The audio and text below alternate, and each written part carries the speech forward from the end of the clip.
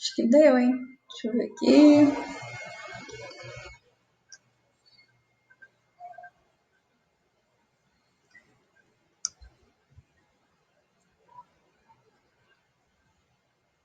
Ah, tá gravando. É, bom, né? Parece que deu. Aí eu disponibilizo lá, tá bom? Gente, vamos começar aqui a nossa aula. Nós fizemos a prova semana passada, não é isso? As notas foram boas, né? Poucas pessoas perderam nota, mas essa matéria ainda vai cair na e, e mais para frente a gente faz uma retomada, uma revisão dessa matéria. Nós entramos na sequência didática 4, que é falar sobre a Rússia e sobre a geopolítica da Rússia, as questões naturais, sociais, de como que é organizado esse espaço ali hoje, depois da Guerra Fria, né? E o primeiro material que eu coloquei lá foi sobre os aspectos naturais, né, da SEI. Por quê? Depois que ocorreu ali, né, a desintegração da URSS, nós percebemos que houve logo em seguida a formação da Comunidade dos Estados Independentes. A Comunidade dos Estados Independentes foi muito incentivada pela própria Rússia, né? E isso, logicamente, não é à toa, porque a Rússia ainda tem um grande domínio sobre essa região, né? Mesmo não fazendo mais parte de uma união, uma integração maior, como era a URSS, ainda hoje a Rússia tem um grande poderio e domínio sobre essa área. E esse domínio, ele não é gratuito, né? Ele tem uma intenção. E é justamente essa intenção que fala sobre os objetivos da Rússia no século XXI. Né? A Rússia tem grandes objetivos, não é um país desenvolvido, mas é um país de grande poderio militar, né? A segunda maior, digamos, o segundo maior país armado, as forças armadas da Rússia está no ranking do segundo colocado ali, mas não somente em termos ali de armamentos, mas também ele tem uma grande força em termos energéticos, né? Então a Rússia ele tem esse domínio militar e também energético sobre a região, não somente sobre a Europa Oriental, mas também sobre a Europa Ocidental, porque a Rússia é o principal fornecedor de energia hoje, tanto em termos de gás natural quanto de petróleo. Então, pessoal, a Rússia, né, incentivou a criação, fez muito pela formação da SEI, que é um bloco econômico e político, né? Nós não podemos falar que é só um bloco econômico. Existe ali também diretrizes políticas muito ditadas pela Rússia ainda hoje. Eu estou gravando, Isabela. Eu acho que está gravando. Primeira vez que eu faço isso, parece que está gravando. Então, ela incentivou muito a criação da SEI, né? A SEI, alguns países foram, na verdade, não existe obrigação de um país participar da SEI, tá? A Rússia deu total liberdade para os países ou participarem ou não dessa organização.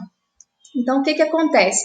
Muitos países entraram, depois saíram, depois entraram de novo, né? Hoje, nós temos ali em torno de 8 ou 9 países que participam. Alguns plenamente, outros nem tanto, né? Outros de forma mais tímida. E no livro de vocês, lá na página 55, falei quais são esses países. Cazaquistão, Ucrânia, Azerbaijão, Bielorrússia, Turcomenistão, Armênia, Moldávia. Então, esses países, eles participam do bloco. A Ucrânia não faz parte mais. Nós vamos falar por que ela não faz parte mais. Eu também, saudade, Raquel, demais de vocês. Então, gente, A Rússia, ela tem esse domínio ainda, principalmente econômico, militar e energético sobre a Europa Oriental e também sobre a Europa Ocidental, no fornecimento de energia, né?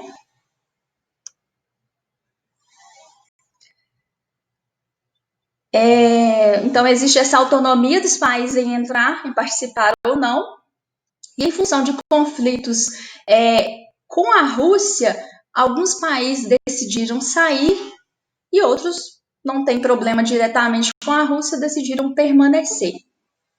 Nós vamos falar sobre essa questão da Ucrânia. Antes, nós vamos falar sobre a Chechênia também, que é um conflito também muito, na verdade, desde a desintegração da URSS, nós temos visto ali a Rússia entrar muito em conflito com algumas das ex-repúblicas socialistas soviéticas. E isso tem a ver com interesses que a Rússia ainda tem nesse território, né, principalmente relacionados à infraestrutura criada durante a Guerra Fria.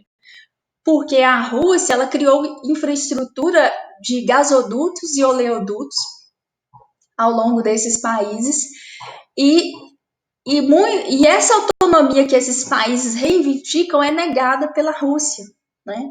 Por que a Rússia nega? Porque isso contabiliza muito para a economia da Rússia, então ela não vai abrir mão dessa infraestrutura. E para ela não abrir mão dessa infraestrutura, ela nega a autonomia, o processo de independência desses países. Então, nós temos ali, em termos naturais, a SEI, né, ela está localizada em altas latitudes. Nós temos ali um território montanhoso ao sul da SEI, né, mais em baixas latitudes. Nós temos uma região ali localizada entre a Ásia e a Europa. Nós temos uma área montanhosa chamada de Cáucaso.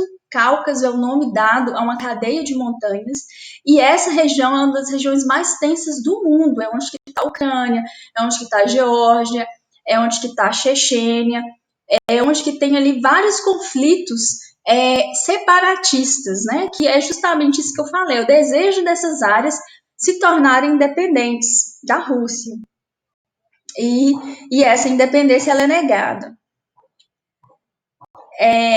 Que mais? Nós temos, em termos naturais também, uma atualidade não, né? Mas é um fato ambiental relevante para essa região, que é o Mar de Aral. O Mar de Aral está localizado no Cazaquistão.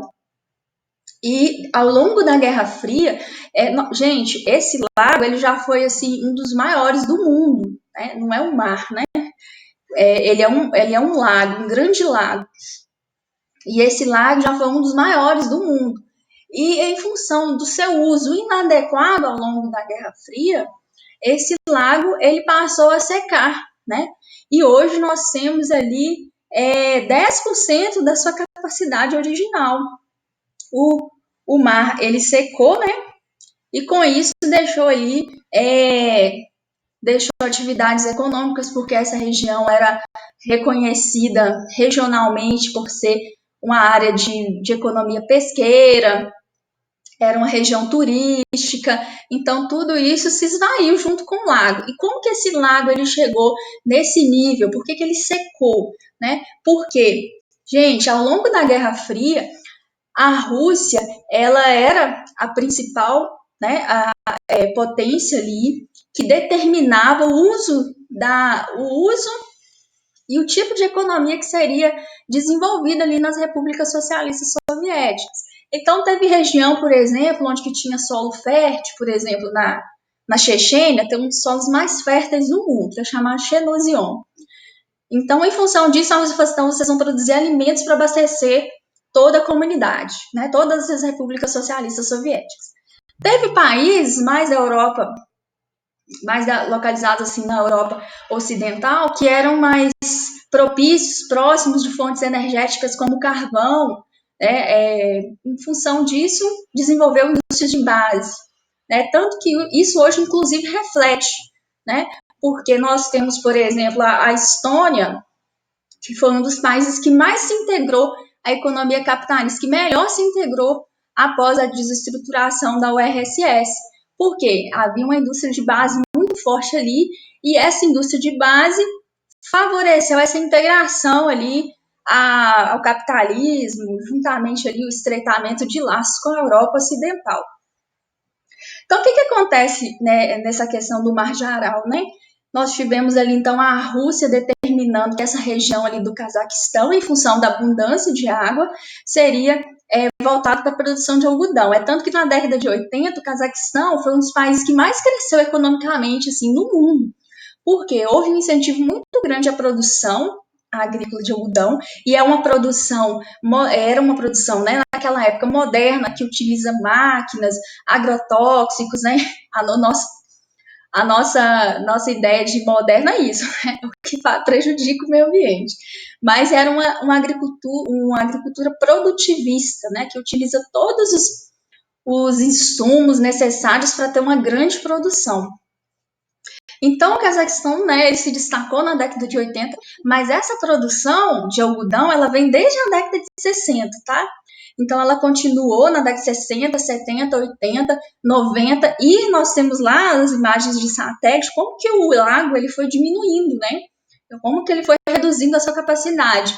Então, assim, vários cursos d'água, vários leitos, né, que abasteciam esse lago foram desviados, e eles secaram também. Então, nós tivemos vários impactos ambientais com essa redução do volume. Primeiro impacto, contaminação dos solos e das águas da região, porque com a agricultura de algodão, ela era desenvolvida em torno do lago, né? E essa agricultura utilizava muitos agrotóxicos, muito mesmo, gente. Então, pensa, né? A produção, ela continuou e o lago foi diminuindo. E para onde esse veneno vai cair? Para dentro do lago, né? Então nós temos ali, com o passar do tempo, a redução do volume de água, a concentração de agrotóxicos no lago. Então, com a redução do volume de água no lago, nós vamos ter também concentração de venenos, de agrotóxicos, que vai levar a uma mortandade da fauna aquática e que também vai mudar o clima da região, né? Porque a água que tem ali, que evapora e que umedece ali aquele ar, aquela atmosfera, a vegetação em torno, embora seja uma vegetação, um ambiente mais semiárido mesmo, aquela umidade era importante, fazia parte ali daquele clima regional. Então, tudo isso foi afetado com essa agricultura. Então, o lago, ele deixou praticamente de existir, né? Ele desaparece, junto com ele desaparece a fauna, desaparece também o turismo, desaparece a atividade pesqueira, ou seja, durante um tempo houve prosperidade em função do algodão. Mas por essa mesma atividade nós temos a decadência de outras atividades. E com o fim da URSS, essa região ela fica, né, desprovida ali de meios para se desenvolver, né? Ela perdeu um grande potencial de atividade econômica. Além disso, nós temos que entender a questão ali, um outro impacto ambiental relacionado à SEI, né, aos países ali, principalmente a Rússia. Na Rússia tem a maior floresta do mundo, é o país mais florestado do mundo. 3 ou 4 vezes maior do que o Brasil, de área florestada, né? Que é a floresta de taiga, aquela floresta de pinheiros, né? Mas também é uma floresta muito devastada, né? Utiliza-se muita madeira para aquecimento residencial, para a indústria de papel e celulose. Então, é também um outro impacto ambiental relacionado a essa área. Tranquilo?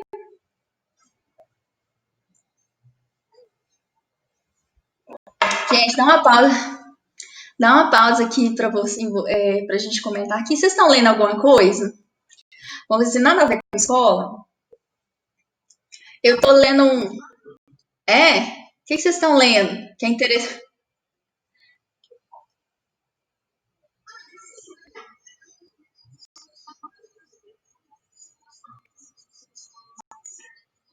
Sei.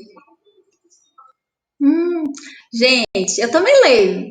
Coisas que eu nunca li na vida, que não era da minha geração, eu tô lendo agora, porque eu nunca tive tempo de ler, porque depois que eu entrei na faculdade, mestrado, hein, eu tô lendo Harry Potter, não riam, gente. Não me julgue. Estou lendo Harry Potter, mais um outro livro, assim, aí pra compensar, né? Aí eu tô lendo esse livro aqui, ó. Chama. Gente, é muito bom esse livro. Chama Breve História de Quase Tudo. É um dos livros mais vendidos do mundo. Ele é muito bom. Alguém já leu? Você sentiu, né? Não me julgue, gente. Vocês também já leram Harry Potter, tenho certeza que vocês já leram Harry Potter. Game of Thrones? Hum, tem outro que eu vou ler também, que eu comprei pra minha filha, né? Pra incentivar ela a ler. Que é Stranger Things. Aquele livro lá daquela série lá. Aí eu comprei pra ela, depois eu vou ler também.